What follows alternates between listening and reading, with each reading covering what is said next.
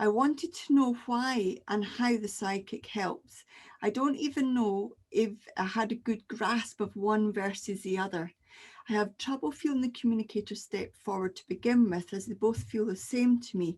And once I've figured out I've gone psychic, I freeze up because I'm not sure what I should do. What sort of information should we be looking for when we deliver a psychic contact? Mhm. I think we covered part of this earlier on in a question, that it is from yourself. We must, as a medium, and I get this right, a medium can work psychically and mediumistically, where a psychic can only work psychically. That means all the information is about the recipient in front of them psychically. And it's a completely different feeling to the spirit world, and we've got to know distinctly the difference between the two, because one of the big bugbears for me is where people say, I want an evidential reading, then I hear or get sent a recording of it and it's all psychic, but they claim it's come from the spirit world. Well, that's where we've got to know the difference, because if mother's here, my biggest fear is I'm saying something and it's from my soul. When I go to the spirit world and mother's there, she stood there with a rolling pin waiting for me. I never said that to my daughter. There's a real responsibility we've got to have. And I'm sure if we got to the spirit world, they would understand, because I know it's all love there. But I also know from my own point of view that I need to get this right. And this is why we are very stringent and disciplined on evidential mediumship, that it's all from the communicator. All the evidence is about those in the spirit world, and it's the evidence they bring through is the message as well, Mhm. why they brought that through. So it all makes sense. But again, we must know, because where we said earlier, when the spirit world give us something evidence, it hits our conscious mind, which is the soul, and it's a reaction from the soul that dictates how we use that information, how we open that information, because it leads us.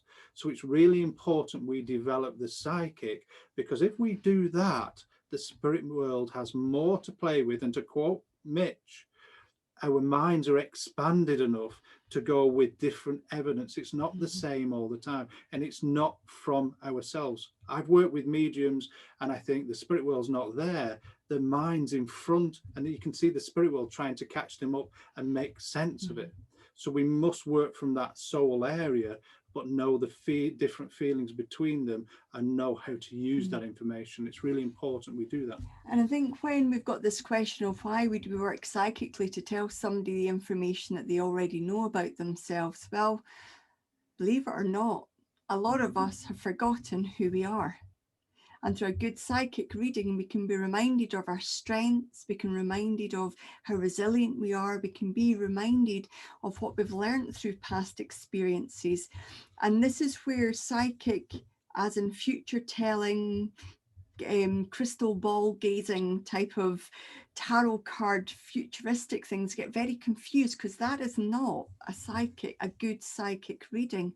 A good psychic reading is where you go so deep within their soul, you remind them of the challenges and the opportunities they've taken, what life was like when they took those opportunities, what life is like at the moment, and remind them and empower them to remember who they are, in order for them to be able to make their future decisions on who they know they are at a soul level. So it's reminding them at a deep soul level who they are. But often, when we're working psychically, an untrained psychic will not know what information to look for, what they're supposed to be doing with that information, and what the purpose of that information is.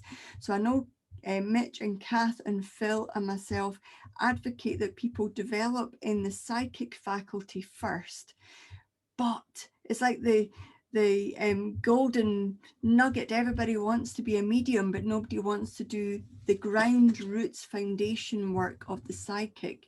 So the four of us, know that we always advocate somebody to sit in an awareness circle and find out about the psychic, find out about themselves, because the psychic faculty requires for you to look at the evidence in the person in front of you's soul, which is exactly the same as looking at the evidence of the spirit person's soul, except the spirit person's not able to vocally say no.